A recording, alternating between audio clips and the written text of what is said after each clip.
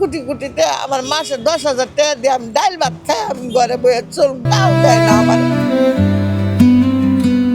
ক্যামেরার সামনে যে বৃদ্ধা নারীটিকে আপনারা দেখছেন তার নাম সুমি বেগম। বয়স প্রায় 60 বছর। আজ থেকে প্রায় 30 বছর আগে স্বামীকে হারান তিনি। সেই সময় জীবনের সব দায়িত্ব এসে পড়ে একা এই নারীর কাঁধে।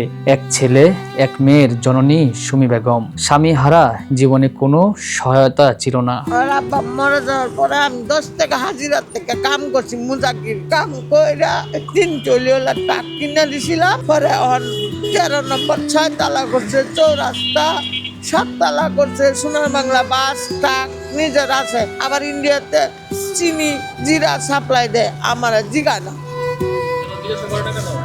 চিনে না। বিয়ে করছে 2টা, আমার কিছু লাগে না।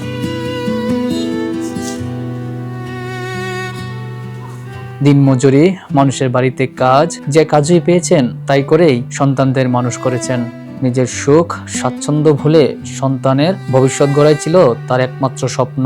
সময় বদলেছে, সেই ছেলে আজ কোটি টাকার মালিক, সমাজে প্রতিষ্ঠিত সম্মানিত একজন মানুষ। কিন্তু দুঃখজনক হলেও সত্য, আজ সেই ছেলের জীবনে নেই তার জন্মদাত্রী মা। আমার 10 ফুট যারা আমার সাহায্য করে তারাই আমার ছেলে। এক ছেলে এক মেয়ে। মেয়ে বিয়ে দিয়ে লাগছে, মেয়ের জামাই অনলাইনে ব্যবসা করে, ব্যাংকে চাকরি করে। মেয়ের জামাই তো আর দিতে পারে না, বুঝো না।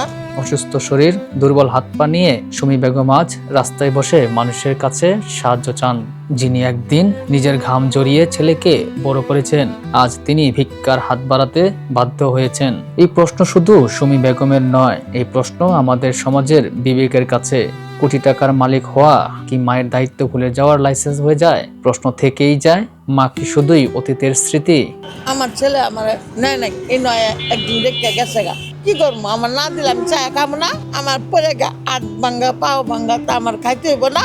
মাপ চাইলে আমার খরচ দিলে আমি ভিক্ষা ছেড়ে দিব। আমি কইছি বাবা তোর কোটি কোটিতে আমার মাসে 10,000 টাকা দিয়ে আমি ডাইল ভাত খাই, আমি ঘরে বইয়ে চল, তাও দেয় না আমার। নাকি সন্তানের জীবনে চিরদিনের ঋণ? ক্যামেরা আশিককে সঙ্গে নিয়ে আমি মোহাম্মদ সোহেল রানা, ঢাকা প্রেস, ঢাকা।